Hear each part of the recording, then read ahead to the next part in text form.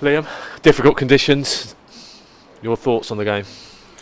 Yeah, really tough evening. I think you look at the condition of the pitch. Obviously, the rain that's been up here, and I thought we played some good stuff first half. I thought lads showed an element of bravery to try and play in the right areas. I thought we made some good decisions in terms of where and when to play. And I actually thought we played some good stuff in a really difficult pitch. And then, the second half was slightly frustrating. I think in terms of how we came out and just dealing with the conditions, it got a little bit worse. And the two halves were quite a bit different. And the back half for us, I thought we tried to play too much and we went back too quickly and too much. But I think you also have to step back and see the bigger picture. For us to come away to a really difficult place like this, and there's an air of disappointment that we've picked up a point. I think that we have to step back and see the progress that the group have made and the club have made. And I'm fully aware that coming away here to get a point on the road is not a bad thing in these conditions.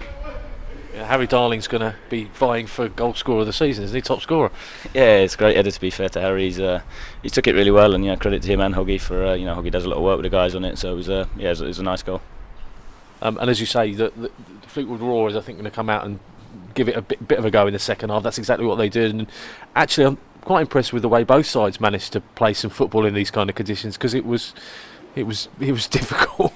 yeah, it's pretty brutal at times. I think it was, and to be fair play to the referee for allowing it to continue it.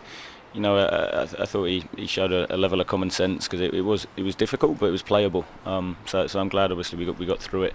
But yeah, there was some decent stuff, I thought, at times, but then other bits where it was just so unpredictable because of how the pitch played.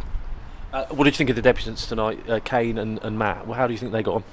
Yeah, it's pleased with many elements of what they did. I think it's their first game. They're obviously settling in and adapting to we've not had many training sessions as a group just because of what the programme's been. So when you talk around trying to accelerate and fit them into the team, it's quite difficult when you're not able to do any sort of 11v11 work in training or anything like that. So yeah, I thought they showed some real good moments in terms of Kane getting forward, looked a threat first half, especially how he joined in some attacks, and then Matty, a couple of the balls he played, he showed great awareness to break the lines and then go over the top as well. I thought he showed what he's about as well. So I'm really pleased, and I think they'll go from strength to strength.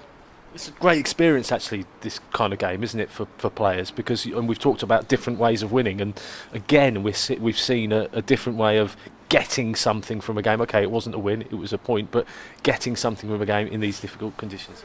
Yeah, definitely, and I think the group will fight, they'll work, they'll compete, and I think that's massive, and I'm delighted with how they go about that. Like I say, for me, it was more just elements on decision making than actual when we talk around what are our non-negotiable behaviours. I thought that the lads were fully committed. It was just at times because of how we want to play, it's sometimes difficult on a pitch like that to go actually just spin it in behind. It's not completely natural for some of the guys, and I think there's an element where you needed to do that and transition at times just because of to take 2, 3, 4 touches. It was so sticky. It was it was hard to deal with.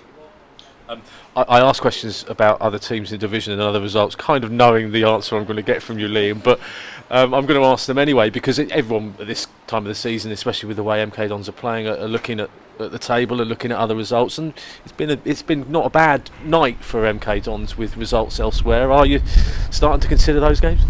I have to be totally honest. I haven't even opened my phone yet, so I don't know any of the other scores. I haven't looked at them, so I've got no idea what the results were like. So I think it's important now. We've obviously got a big game on Saturday, so we need to make sure we go back, we recover, we do everything we can to get ready for that. And me well enough now. It's game by game, right? And I think if we keep to that, we've done it all year so far. If we keep to that, hopefully we'll continue to to pick up points. In a game that needed a scrapper, you had somebody in there like Coventry who really put in a shift in there. Yeah, obviously I've known Connor a long time. He's an extremely honest player, and I think you see that tonight in a battle. I think he's someone, if it's a footballing game, he can deliver in that, but also when it's a scrap and you need to land on seconds and compete and be physical, he can do that as well. So I think that's when you look at him, he can adapt and he can impose himself in different types of games. Obviously a struggle to create many chances, but there's a great one for Troy Parrott, wasn't there? Yeah, we had a couple. I think it was quite difficult, to be fair. Obviously, Twiney had a great one at the end. Troy's had a couple of half chances. It was difficult. I think in terms of how we want to play, it made it really difficult. But there was still enough there to go and win the game.